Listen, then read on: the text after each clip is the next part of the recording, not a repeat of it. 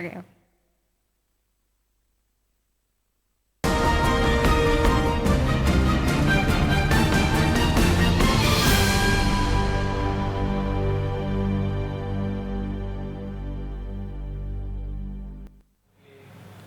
Assalamualaikum warahmatullahi wabarakatuh. Selamat pagi Sobat Pendidikan semuanya.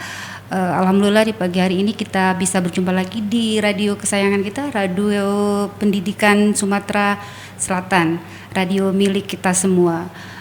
Di kesempatan berbahagia ini bersama saya kembali Ike Puspasari, dan kebetulan di studio kita sudah hadir bintang tamu kita yang cantik, ada Ibu Dian Erianti dari SMA Negeri 16 Palembang. Oke lah, kita langsung saja sapa ya narasumber kita. Selamat pagi Ibu Dian. Pagi Mbak Ike. Ibu Dian ini guru mata pelajaran fisika ya. Jadi sobat pendidikan yang suka gemar mata pelajaran fisika, kita akan menyimak penjelasan beberapa materi di kelas 10. Yaitu tentang besaran dan satuan ya Ibu Dian ya. Iya. Oke lah, untuk mempersingkat waktu kita persilakan kepada Ibu Dian untuk menjelaskan materi kita besaran dan satuan. Silakan Ibu Dian. Oke, Assalamualaikum warahmatullahi wabarakatuh. Salam sejahtera bagi sobat pendidik dan semua anak-anak ya, khususnya siswa-siswi di sekolah negeri, SMA negeri di seluruh Indonesia.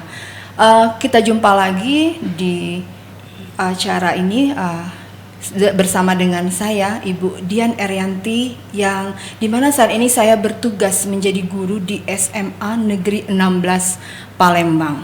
Nah, pada kesempatan kali ini saya akan membahas atau memberikan materi ya, ini pokok utama di dalam pelajaran fisika, khususnya di kelas 10. Ada materi besaran dan satuan ya.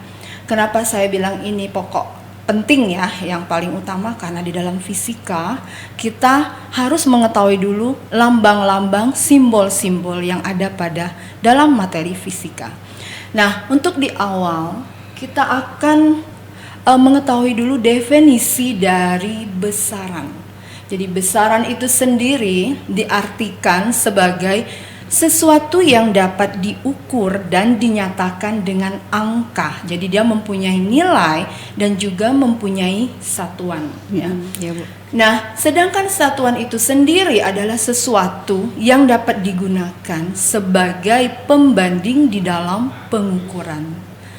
Nah, adapun sebenarnya besaran itu nanti di dalam fisika dibagi menjadi dua, yaitu besaran pokok dan besaran turunan.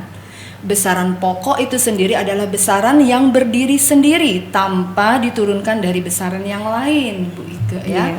Nah, ada 7 yang termasuk di dalam besaran pokok, dan ini sepertinya siswa, anak-anakku semua harus hafal, wajib ya. Jadi wajib hafal. Kenapa? Karena 7 besaran pokok ini nanti akan digunakan untuk mencari besaran turunan.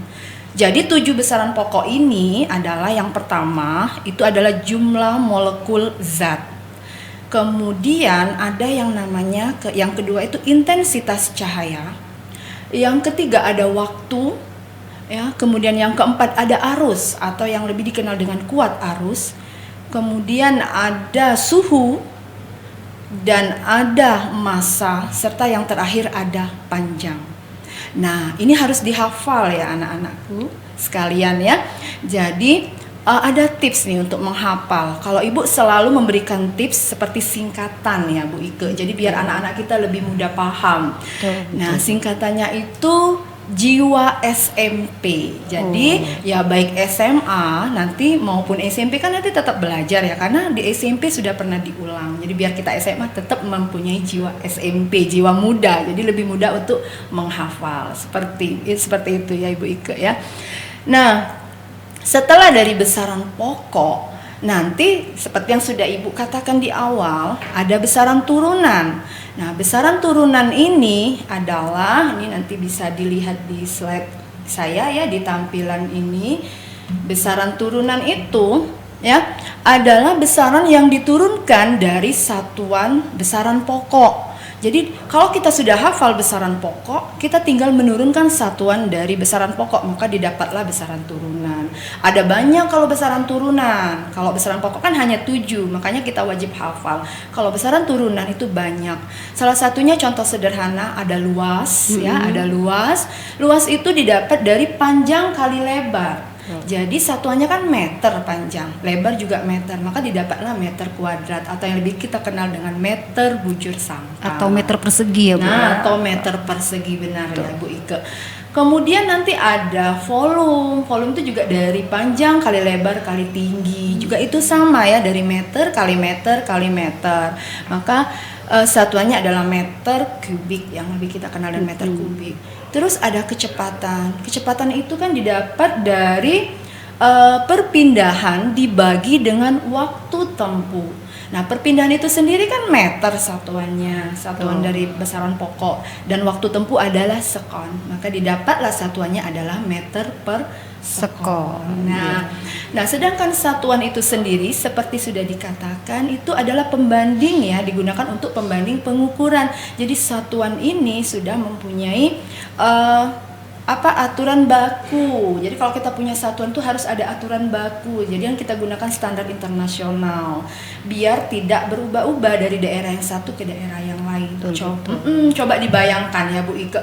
Kalau misalnya kita ingin mengukur panjang meja, pakai jengkal. Nah, iya, kalau tidak baku kita menggunakan jengkal, bayangkan harus berapa jengkal yang kita pakai. Dan itu jengkal anak kecil sama orang dewasa kan itu berbeda.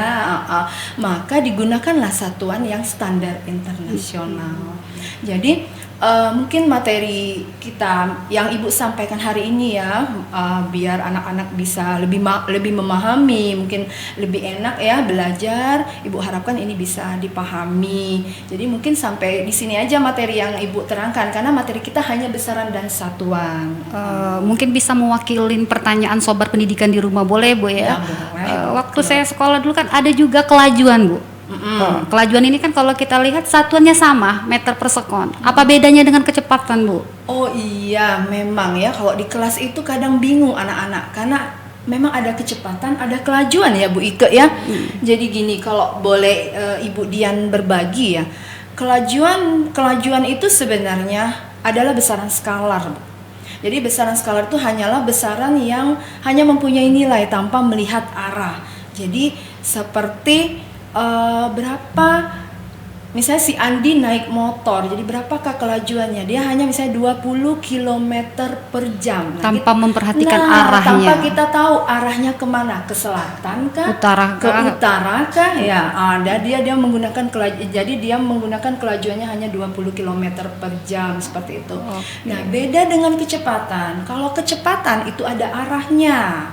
Jadi kalau kecepatan bukan panjang lintasan ya, tapi perpindahan kedudukan. Jadi kedudukan awal atau kedudukan akhir dikurang dengan kedudukan awal. Nah, itu dibagi dengan waktu dan itu termasuk besaran vektor. Jadi selain nilai ya, juga ada arah yang diperlukan, yang diperhatikan seperti itu. Makanya kecepatan itu ada yang bernilai negatif Bu ya. Negatif ini dalam artian arahnya terhadap sumbu X positif atau sumbu X negatif gitu Bu Dian. Seperti itu. Makanya kalau kecepatan dia ada arah negatif dan ada arah positif. Sedangkan kelajuan itu hanya nilai saja, seperti itu. Oke, bagaimana sobat pendidikan di rumah? Saya kira penjelasan dari Ibu Dian cukup bisa dipahami bagi sobat pendidikan yang masih merasa membutuhkan keterangan lebih lanjut. Silakan nanti ya di link berikut ini, silakan kalian beri komentar dan jangan lupa di like juga. Saya kira kalau guru fisika saya dulu seperti Ibu di SMA, saya suka Bu pelajaran fisika. Terima kasih Bu Ika. Untuk sobat pendidikan di rumah, mungkin penjelasan Ibu Dian untuk perjumpaan hari ini kita cukupkan sampai di sini. Tadi seperti sudah saya jelaskan, untuk keterangan lebih lanjutnya boleh ikut isi linknya di komen dan ikut komentarnya di sana. Insya Allah nanti ada tanggapan dari Ibu Dian. Jadi untuk hari ini saya selaku pembawa acara Ike Puspasari dan bintang narasumber kita Ibu Dian Erianti. Semoga kita ada kesempatan lagi berjumpa di studio radio kesayangan kita, yaitu Radio Suara Pendidikan Sumatera Selatan, milik kita semua. Untuk itu sampai jumpa lagi di perjumpaan yang selanjutnya. Kami akhiri dengan wabillahi taufiq wal hidayah. Wassalamualaikum warahmatullahi wabarakatuh.